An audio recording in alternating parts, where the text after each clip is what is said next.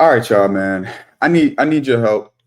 I want your thoughts. Um, Maybe I'm crazy, maybe I'm not. Okay. But we got a group chat. One of the homies put this article in the group chat. Really, he put an Instagram post, but then I end up looking at the article, which is here by Los Angeles Public Press. If you don't know, I go by the name of Scotty. I own a media company in Los Angeles called Suburban LA. I am very much dedicated to changing the minds of the people in our community by way of, first and foremost, money, secondly, spirituality, and then thirdly, going hard as a you can't curse in the first couple seconds. But I do want to break this article down and I want to give my thoughts. I think my thoughts might be highly unpopular or maybe just a little insensitive to a sensitive softie. So if you're a sensitive softie, please stop watching this right now. Um, but if you'd like to dive into this conversation with me, let's have it. So the article here titled "The Clippers Promise Progress. Inglewood's Black Community Paid the Price."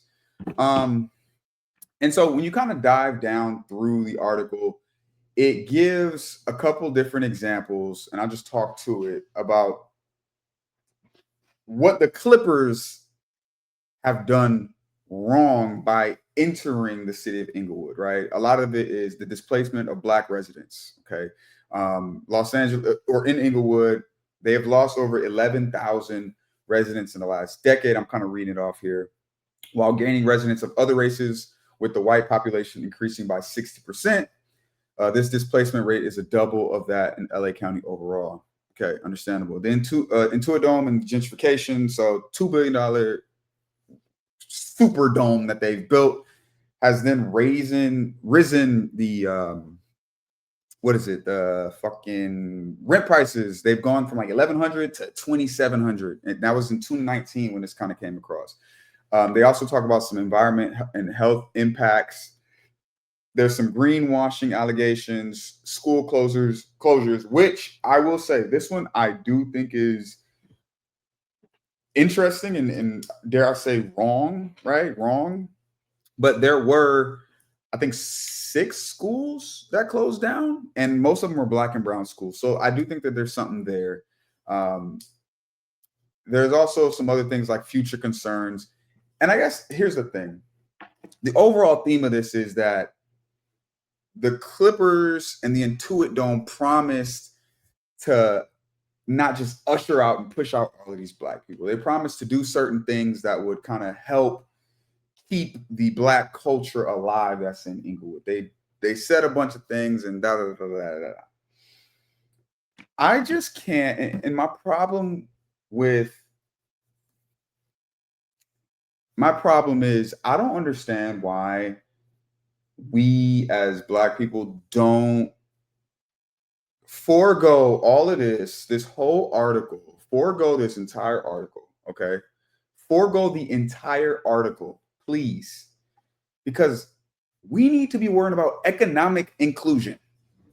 Oh my God, economic inclusion, right? Because when I read this, the rents they rose by 30%, 100%, 110%. We can't afford to live here. To me, that shouts, okay, if you can't afford to live here, then maybe we should be figuring out ways to make more money. And hear me out. I understand that that might sound a little harsh to people, just the capitalistic tone and da da da da da. But I think at some point, if it is a fight of power and resources, we got to fight fire with fire. All of this picket fence and articles and I think it's great. I think it's cool. But I'm not seeing enough Black voices talk about making some dollars. We need money, right? Because if they wanted to come and raise the rents, guess what? We're making enough money to stay. We can now compete at economic level. And I think that is what needs to be on the forefront of Black and brown people's minds. That to me is what is most important. And I understand this might sound a little harsh, whatever. This is at least how people take it. I'm hoping I could build a YouTube community. You guys, by the way, if you're enjoying this or you kind of maybe can see where I'm coming from, hit the like button, subscribe, because I'm gonna be talking a lot more of this talk.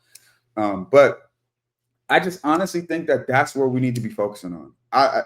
Everything else, and this is, I need to do a better job and have more patience. But all of this other, look at this, like this mold inside, like Inglewood tenants fight back. Go make more money. Go make more money. You spend how? Okay, let's be honest. How much time you think that they're spending doing this right here? How many hours of their life did they spend doing this? Granted, this looks like this was back in COVID times, but go make some money. I don't understand it. I don't understand it. That 6 hours, 5 hours, you could have made 100 an hour. Or tried to build something.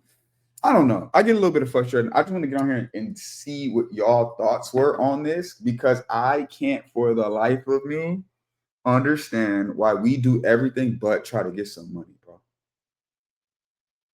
This is America. This is the greatest country as far as economic empowerment is concerned. It's the greatest country ever. Make some money, man. I don't know. I'm gonna leave the link to this in the description. Read it over, come back, tell me, am I crazy? Tell me if I have a point. I don't know. I'm actually gonna make a post about this, a short form post, and I'm gonna put it on Instagram. But I don't know. Let me know what you guys think about this. I will see y'all tomorrow. Scotty out.